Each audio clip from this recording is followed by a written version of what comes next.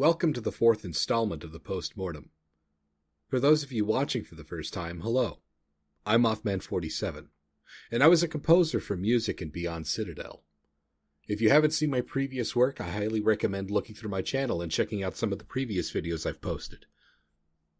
My goal is to cover all of the songs that were featured in Beyond Citadel, and to provide you with some insight into my thoughts and feelings during the development. As such, I'll apologize in advance for any digression I may enter into while discussing these topics. I assure you, they're relevant in some way, shape, or form. So I suppose it's kind of important to acknowledge that I've been bouncing back and forth during my development process here, just explaining it. So I feel like I need to go back to right at the very start when I began the project, which was in 2020. So around March of 2020, I quit my job as a security guard, and at the time, I was volunteering for a game called Interstellar Marines as a writer and a voice actor, while doing my music as a hobby.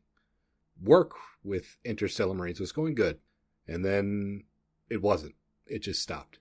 Basically, just the bottom fell out. So the project died. Long story short, I mean, that's an entirely different can of worms, and I'm not about to get into that. In any case, I didn't really have a job anymore. It's kind of hard to find a job during the pandemic, that's for sure.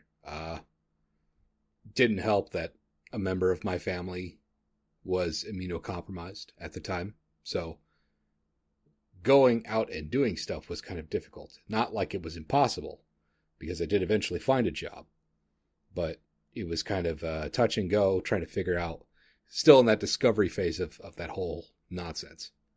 Anyway, my living situation wasn't the greatest, but I did have time and money in my bank account, so I was kind of investing more of my time into music at that moment. And around August, I stumbled across the first Citadel game by Doa Kuramori. That kind of spurred my inspiration, especially because I loved the game when I played it.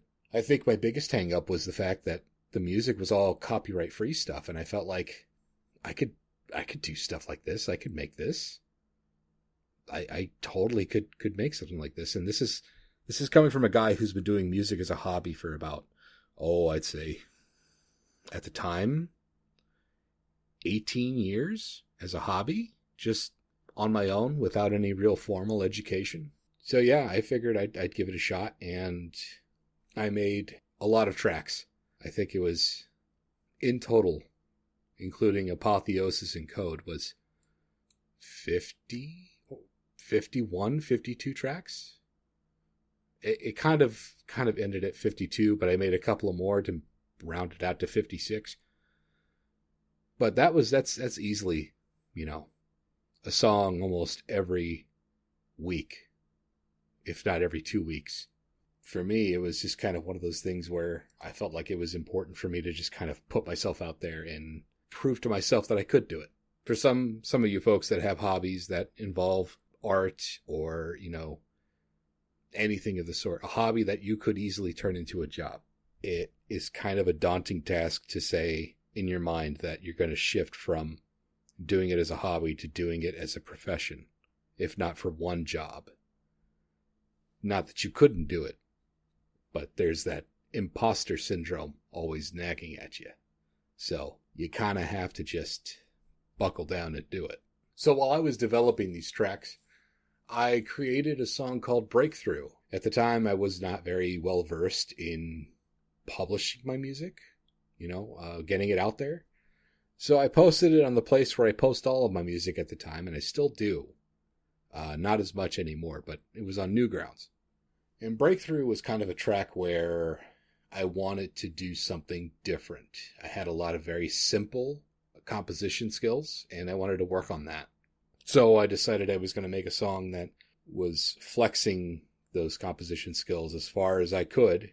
I was capable of at the time, and developing that. Kind of like how a guy goes to the gym and maxes out his reps and goes for muscle failure. He wants to get stronger.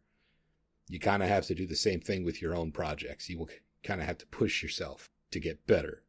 Breakthrough is one of those tracks where it's kind of like a litmus test to see where my composition skills go from there.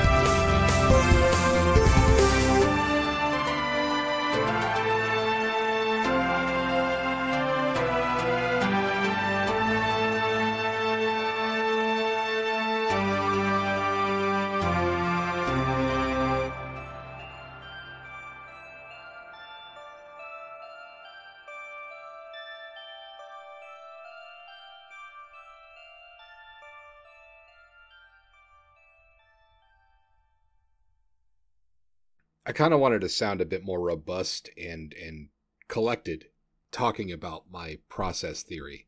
After having watched a couple of other people talk about their own process theories when it comes to music development, I think the best way to describe how I create music is kind of like working piece by piece on a track is kind of like building a foundation and the support walls, and then the roof, so you have the exterior, the outside sound, and then you go inside of that structure and you begin to build layers, right? So you have your foundation and the whole house itself, the exterior.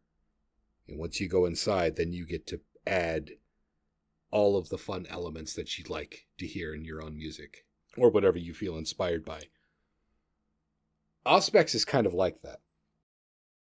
Auspex kind of works in the way of developing a track that really just wants to be itself. It doesn't want to adhere to anything besides what it's setting out to do. And sometimes when you build a track, you kind of have to guide your own process to build it that way. And sometimes it just flows naturally. And Auspex is the latter half of that. It flowed naturally when I wrote it.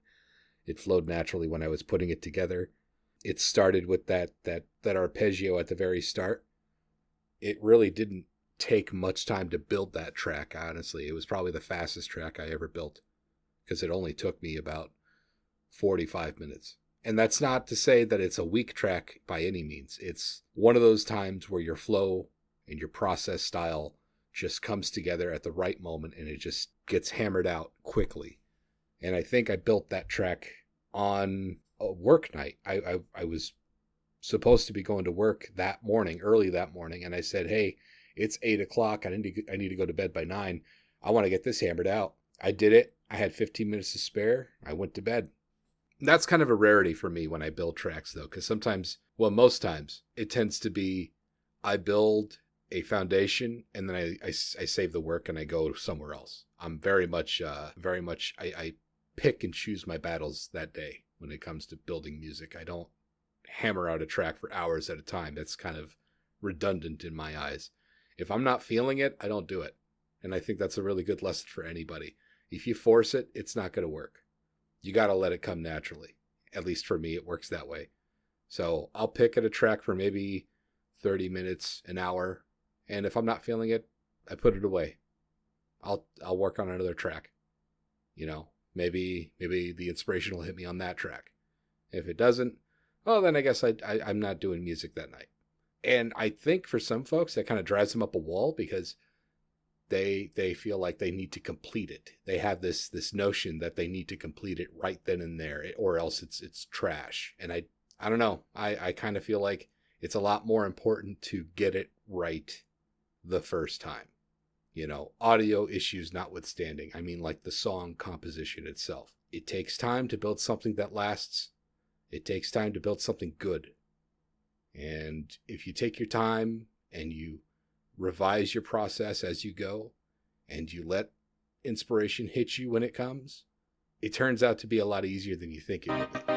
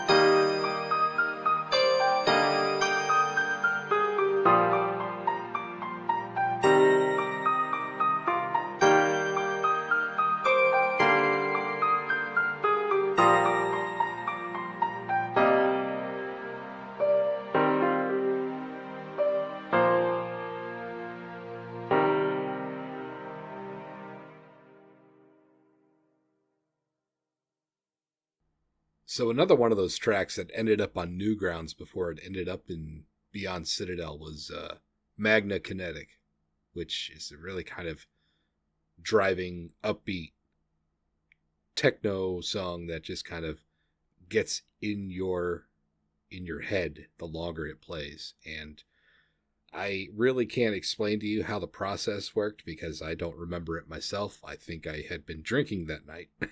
So it just kind of came naturally, because I wasn't thinking about it and I wasn't worrying about how it sounded. I just wanted to push it out. It was kind of like a mental block that just decided it wanted to fall when I was building it. So yeah, I posted it on Newgrounds, and much like that track and Breakthrough, they didn't really get much play. Nobody really paid too much attention to it. It was there. It got some positive feedback, but not the feedback I was looking for. When I was developing tracks for the Citadel, for Beyond Citadel, I decided I was going to take those two tracks and put them in, because I wanted to see if it was possible that they would fit. And sure enough, they did. So I guess it speaks a lot more to the quality of the work I was doing at that time than it was about really... Gosh, where am I going to go with this? It's more about the quality of the work than it is about the quality of the process. That's what I was trying to say. Because Magna Kinetic and Breakthrough are very similar in the sense that they had the same similar process theory, which is I just wanted to push my composition as far as it can, as far as it can go. And let's see where we go with it. I let the track take me where it wanted to go. I didn't force anything. When I felt it was adequate to stop, I stopped. It was a 3-day project just because when I started the foundation for that track, the pulsing drum was the first instrument I used, that pad, that drum pad that I used. It started to get on my nerves because it wasn't giving me the effect I wanted. So I put it through a filter that basically just boosted the frequencies of the drums. And when Maruku was putting the tracks together for the OST, they came back and told me basically like, hey, it's kind of hard to actually listen to this track because it's so, the drums are so in your face. And that's kind of one of those learning moments that you gather when you're trying to do other projects, is when it sounds really great on your DAW, it doesn't really sound great in production. And when it sounds great in production, it doesn't sound great in your DAW, because on both ends, you need to make sure you have your volume levels adjusted properly. So that was a lesson I learned. Make sure that your master board is actually tuned volume-wise to the perfect level before you start working on processes like that, because the more crunch you put into your drums and the more impact you want to put into your instruments, the louder it's going to get and the more it's going to start clipping into other frequencies. So like I said, the quality of the process was not as good as the quality of the work as intended to be. Because the work is the track itself is great. It's a great track. My processes, not so great. Really need to work on processing, processing the music after the composition part is done. So we've got your composition, that's complete. And however you thought it was going to sound in your head when you were composing that, probably isn't going to sound like that when you go through the process of adjusting volume levels and frequencies. Because once you start putting that on the EQ board and you start fucking with the frequencies, it starts to get wild how much mud there is in between frequencies. And that was kind of one thing I learned with Magna Kinetic, was it could sound great, but you need to make sure you got your levels fixed. Otherwise, it's going to sound muddy.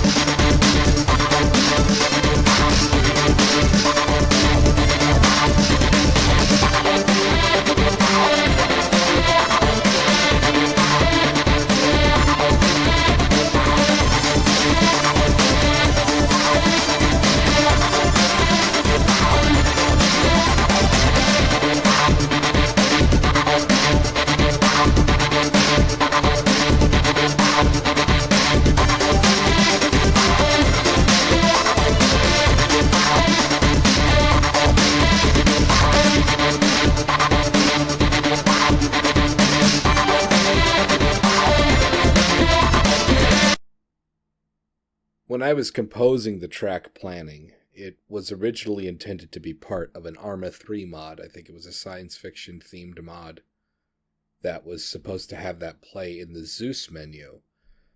And I have no idea what happened to it, but it had been a couple of years since I had made that track. And so I opened the project file again during the production of Beyond Citadel's music, and I extended it. I added the drums, and I added more to it. It was not really intended to be part of Beyond Citadel so much as, at least when I started it, but I made it fit. And I suppose that's kind of one of my processes is if you find if you have a project or a composition that really doesn't have a purpose, repurpose it. Take it apart, rebuild it, add something, remove something. Make it so that it fits. You don't force it, you just adjust it. And that's what I did with the track planning, because planning is a 6-minute song. It's the longest song I've ever made for Beyond Citadel. It's a 6-minute song, which by most rights I usually do 2 to 3.5 to 4 minutes. But it's a 6-minute song, and a lot of it is just build-up. It's atmospheric. It's got, pads playing in the background. I have this. What is that instrument? It's like a Juno sort of synthesizer that just kind of goes up and down the keyboard. Dun dun dun dun dun dun dun. Very simple sort of pattern. And then the next instrument is this. I want to say it's a saw. It's a square. It's a square wave, basically.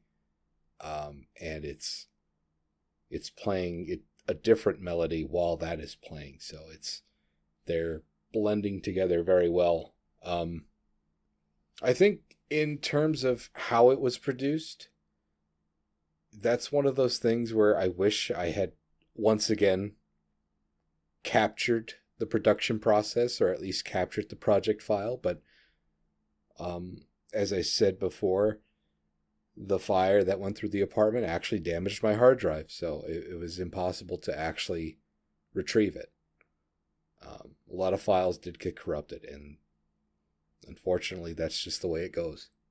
I could tell you for sure that it was very much full ambient when it first started, and adding the drums and adding the bass to it in the second half really did a number on creating a different sort of atmosphere with that track than it was originally intended to do. And I'd like to chalk that particular track up as a personal success, because it was one of those things where it was just like, oh, hey, I've got this here. I can slap it together. So that's what I did. Pretty straightforward. I had a track that wasn't being used, and I repurposed it. As for the mood of the track itself, it kind of speaks volumes about where it was used in a bonus stage.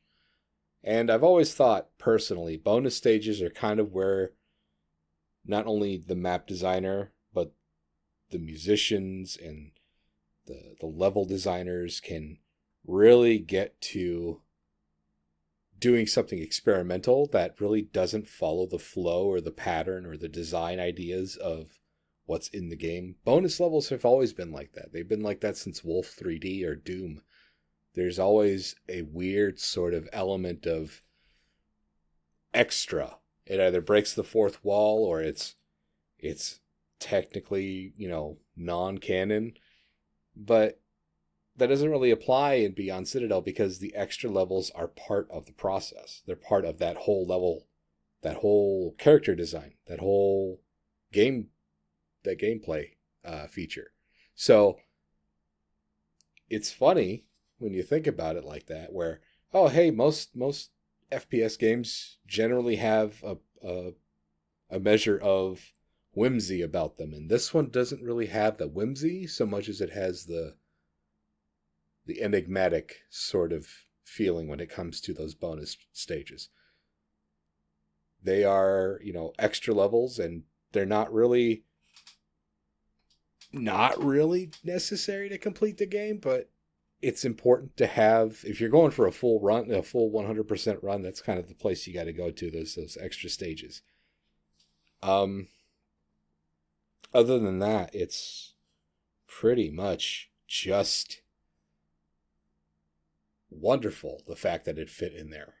I can't tell you how much it means to me to have something that very soft and mellow come out on a soundtrack that really just kind of speaks to the heart of what my process is in a nutshell. And I think Planning is kind of the best example of my work, along with maybe a few other tracks that I've mentioned before, but Planning really is up there. I don't give it enough love, and I really should.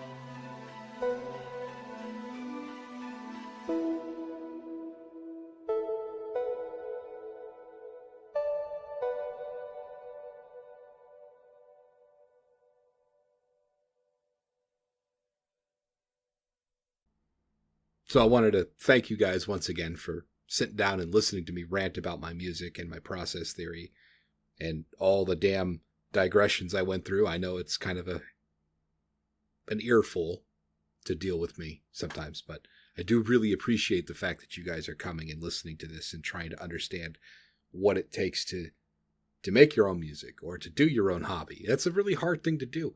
Don't ever short yourself. It's a big deal. You're doing great.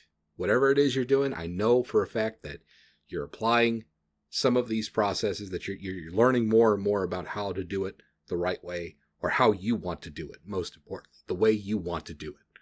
That's the most important thing, is that when you do something, you do it your way. Don't ever compromise for anybody. That is probably one of the biggest things I would tell anybody. Don't ever compromise. Do it your way. So with that, I hope I'll see you guys next week. I'm definitely going to try and stay on top of my schedule. Last couple of weeks have been kind of hectic.